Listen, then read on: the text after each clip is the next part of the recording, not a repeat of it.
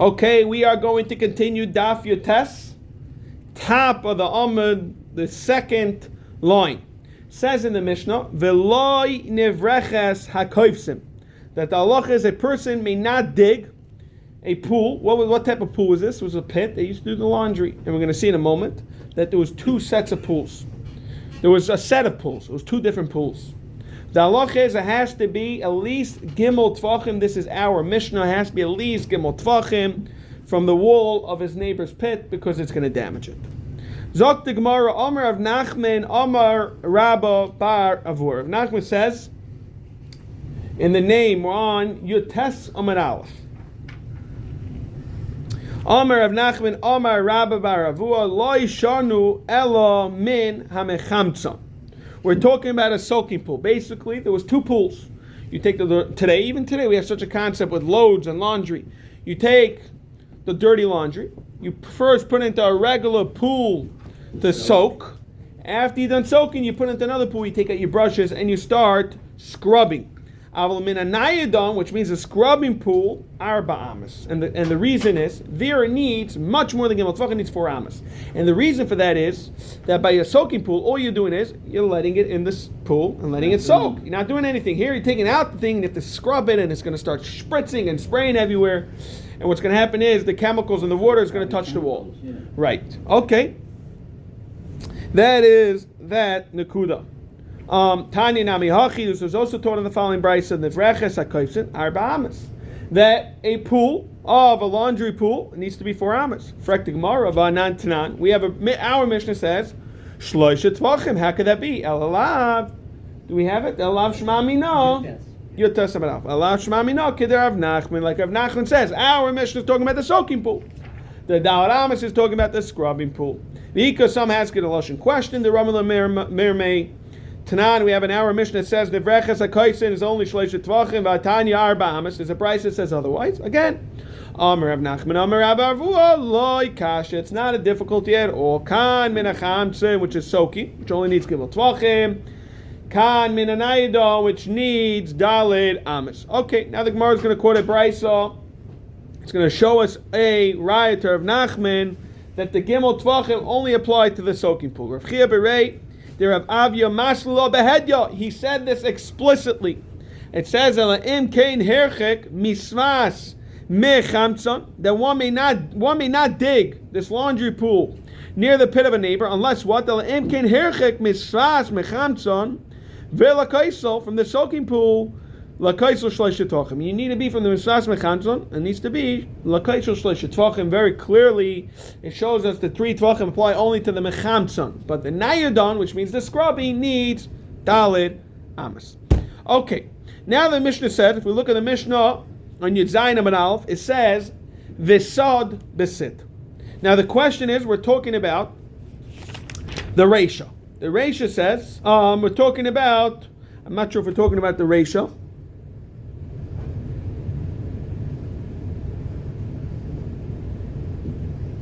Yeah, we're talking about the Reisha. The reason is, we're going to see from the Gemara's Teretz, that the question is, it says Visabasit. So the question becomes, do you need to, besides moving away, either Gimel Tvachim, then you have to add an extra layer of protection, which is lime, or no?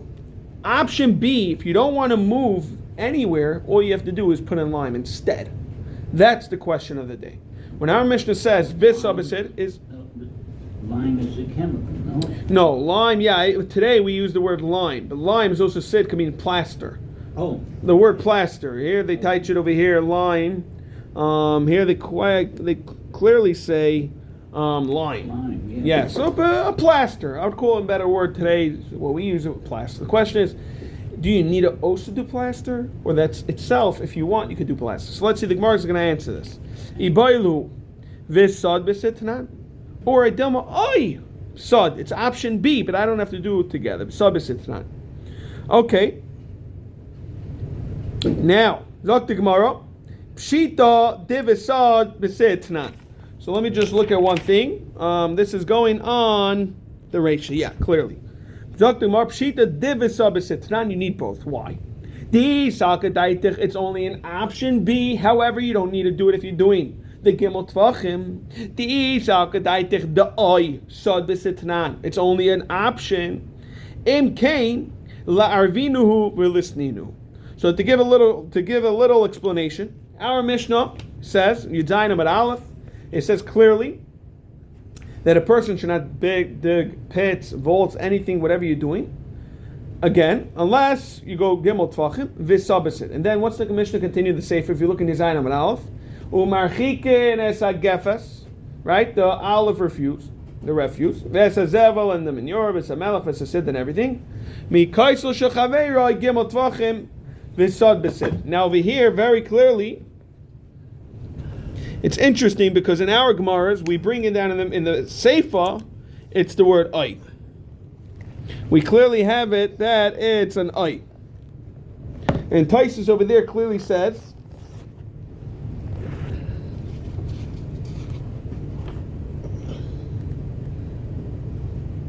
Taisus brings out this question that we're having now, which I'm having difficulties. If you look in our Mishnah, on Yudzayin Amud Aleph, we just started your tests.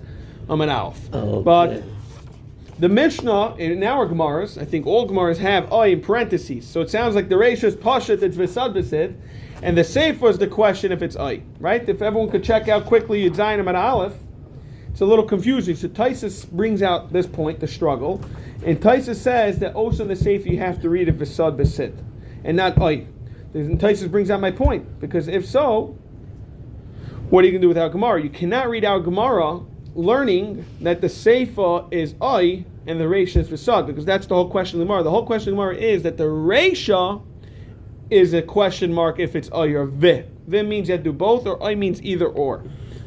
So the point is that we're learning the Seifa that it's V'sad B'sid.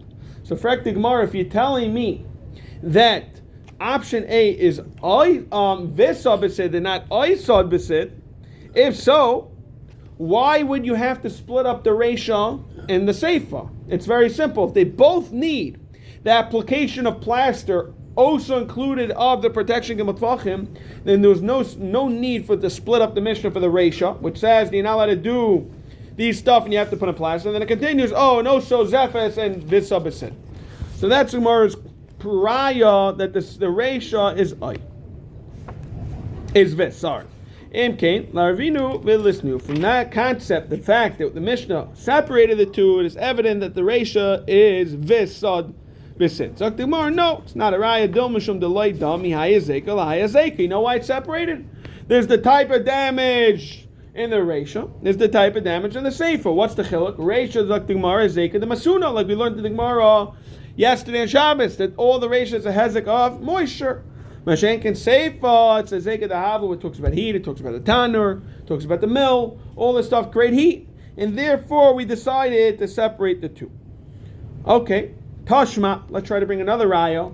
If it's Oy Sad B'sid or Vis Sad B'sid, right? We're trying to figure out today in the beginning of Daf Yites, is it when the Reisha and the Mishnah says you need to move away Gimel Tvachim or do you need to put plaster? That's the question. Okay. Let's bring a raya from a Braiser. You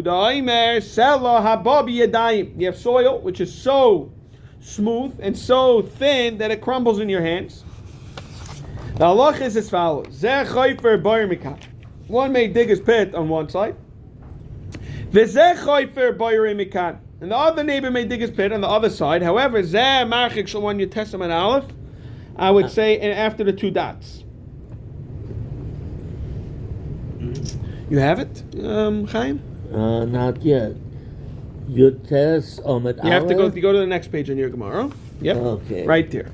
Tashma. Now I got it. You got it? Perfect. So, this guy has to dig his pit on one side. The other person digs his pit on the other side. However, Ruvain, the neighbor A, must distance his pit 3 tvachim from the boundary, and he has to what? Apply plaster to its walls. Now, the Gemara is going to deduce and bring out a point. What is our Brisa talking about? Selah hababi adayim, which means very thin soil that crumbles. So the Gemara says, Taima de babi adayim. The only reason why we have to go gimel tvachim and apply plaster is only because it's very thin soil. Lo babi adayim, but regular soil, then loy. You have two options: either gimel tvachim or plaster. So it's a raya that it's oi and not in the Mishnah ve. That means you need to do both. So the Gemara who adin.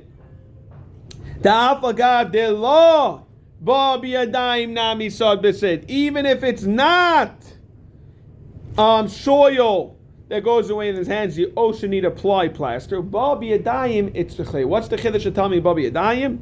That what? I might have thought, Kiven the Babi Yadayim, like we learned earlier, Leibai Ravacha Tvei. You need a gap larger than Gimel Tvachim. And here would be Mechadesh, Kamash Malon, that our Mishnah is telling us you only need Gimel Tvachim.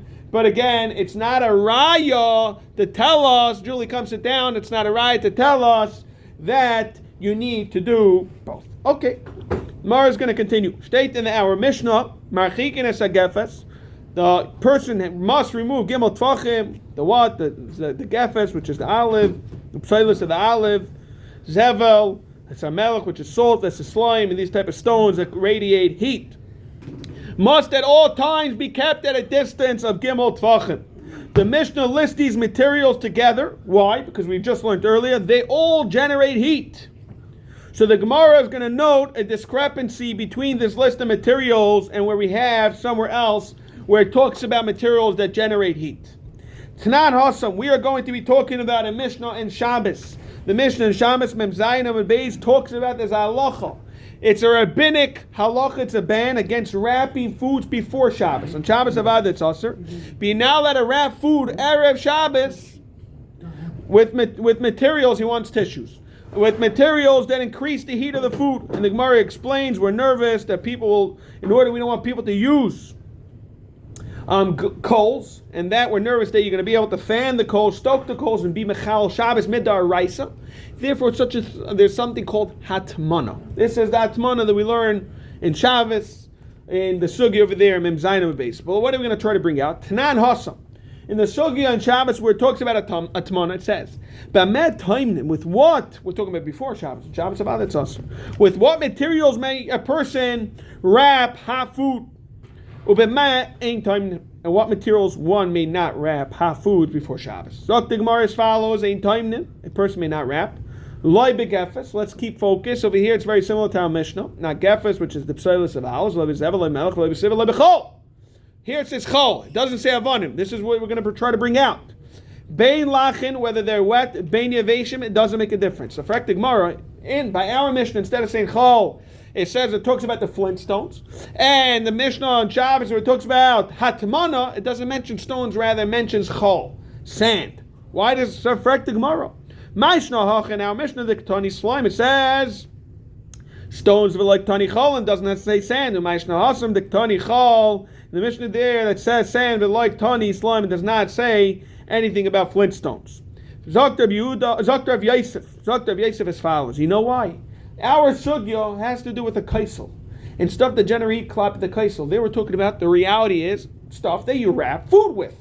Zok the Gemara, lefish ein darkon shobnei adam lahatmin beslaim. You're not going to take stones to wrap your food. Why? Because there's no way to really compact it. It's not like tinfoil. Tinfoil is a good example that it's totally wrapped. Stones, even if they generate heat, over Shabbos, all the heat is going to escape through the gaps. So it doesn't make a difference. Mashenkin over here, we're talking about a kaisel in a chanami. Eventually goes out, but there's still a problem of hezek. Amale abaya, v'chi darkon shopnei adam, frek tabay ter Yosef.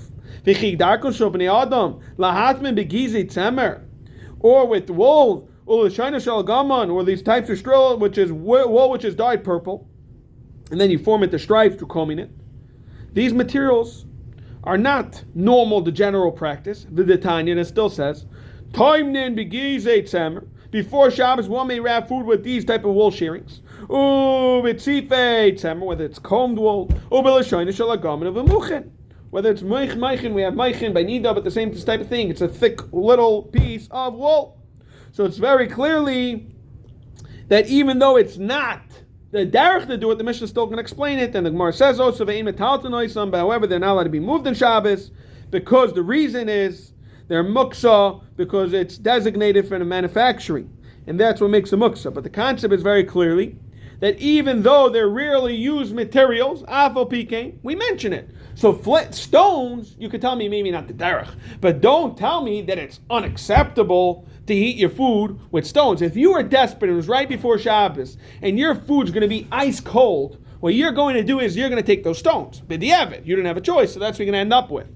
So why we see, just like B'Lashayna Shel Argamon, we use these stuff. The Mishnah tells us about wrapping, even though it's not the normal way to do it. As long as it's possible, we mention it. So, Frek the Gemara, Torah Yosef, why are you telling me since it's not the derech we don't mention it? Olam Abaya, and for the Gemara, that Abaya says his own teretz, Yagid Olav Reya. This we actually, Eve is the one who said this. We just learned Eve last week extensively about Eve. But Eve, you could take a chair, or if you want to sit on the other side. Eve is the one that told us this concept, the Yagid Olav Reya, which means borrow from each other. In Echanami, one Mishnah talks about sand, one Mishnah talks about rocks. You could just learn out from each other, and it's not a problem. There is something I told somebody, and he was very grateful.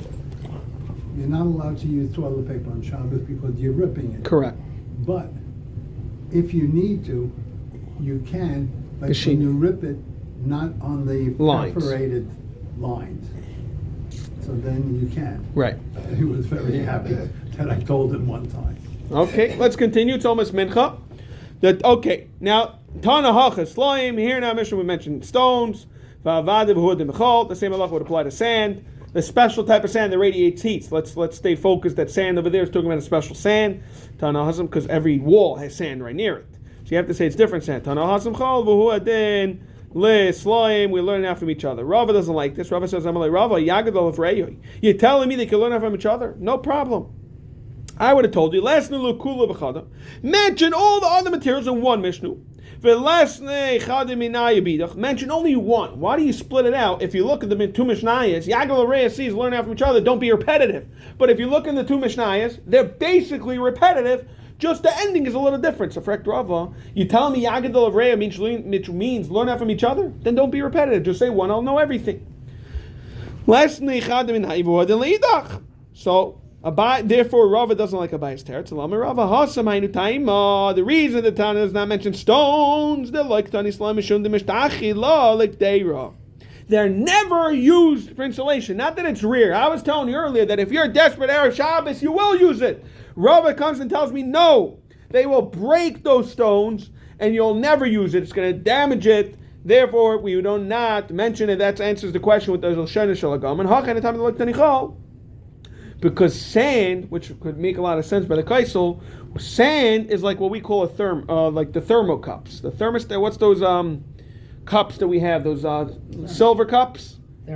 Thermos cups. So what is that? Whatever you put in cold or hot, it just retains its heat. It doesn't create heat. Who than the sand?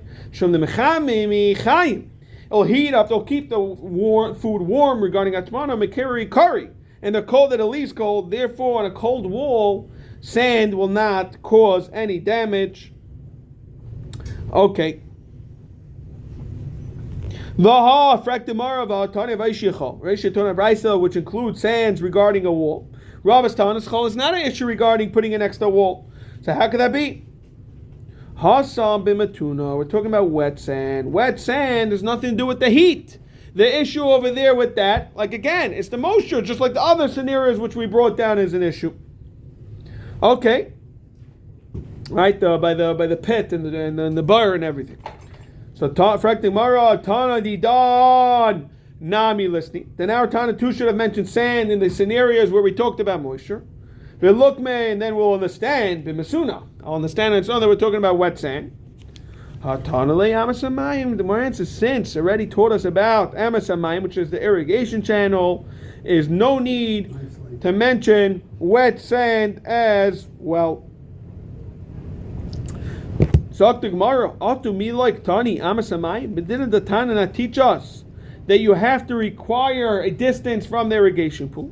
And Afal Pikein Viktani Nivreches Akaisen, and it still mentions the laundry pool. Even though they both cause damage through moisture, it makes no difference. So too, by the same token, we should have mentioned wet sand as well. Zok the Gemara, Hanu, Tzrichi, both of these items, whether it's the Emes HaMayim or the Nevreches HaKoifsim, we needed both of them. Why? The Iton Emes HaMayim, if you would have only told me the Emes HaMayim, this irrigation channel, I would have thought Mishum de Kaviyah, because it's constant, it's permanent, therefore the damage eventually is going to come extensive. How about the Nevreches HaKoifsim, the Loi Kaviyah? They don't do it every single, it's not running 24/7. You did laundry, whatever it was, once a week. And so on, he's saying Nevreches HaKoifsim, I'll make a kol shekin. I would have thought because it's water, it's very stagnant. You're putting in soiled clothing. Emes HaMayim is beautiful natural water. It's moisture, but it's not damaging water. Emes HaMayim, which is running water, light. Mishum the kavi doesn't really mean, I'm thinking more that soiled water means the kavi means it's stationary. It's a pool of water. Pool which is sticking right there, you can understand that it could seep in. Mamsha'im kain, Emes HaMayim, which is running water and it's not stationary, I would have thought it's not going to cause damage. Therefore, I needed to say the Emes HaMayim because it's running water and it's Kviya 24/7. That's what I want to learn out from Nevreches HaKoifsim. Okay. The Gemara is going to talk about the next clause of our Mishnah. The Mishnah says, Marchikin, we have to move 3 tvachim for the wall. What? Seeds, as a Zroim, Vesamachreisha on the plow. Zok the Gemara. Zroim, why do you need to come on to Zroim? Every time you seed, you have to do plowing. So just tell me plowing, and then I solve everything. No one puts seeds without plowing. Typically, Mishumachreisha. Mara answers, we're talking about seeds that you do not use with the horse, right? With the cows, b'mapoilis, yad. We're talking about, which is it's a very light, you put the seeds down and you throw it, and then the machreshis is with they call it the dug with a trowel and not with the plow forest. That's what they call it. Zok Gemara, if so, why do you have to come at the machresha? But typically mishum zroim. I'll understand this zroim is throwing with the hands. Mar says we're talking about bechayresh le'ilanois, one who plows for the benefit of the trees, not to plant seeds. He plows the ground around the tree to enhance its growth. And in fact, a tree, we already learned this earlier, it's not the Mishnah now, but it's Mishnah Chafhei, that tells us you're going to have to go 25 amos away. However, we refer here to a tree that was planted with rishos.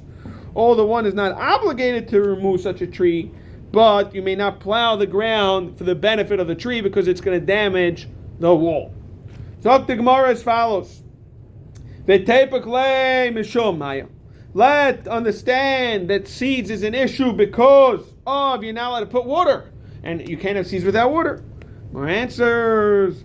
Tana b'Eretz Yisrael ka'i. We're talking about Eretz Yisrael. They didn't rely on irrigation. Rather, chsiv lemetara shamayim tishtamayim. It drinks. What's the sadis drink? The water from heavens. There, Rebbeinu Shalom gives us plenty of water.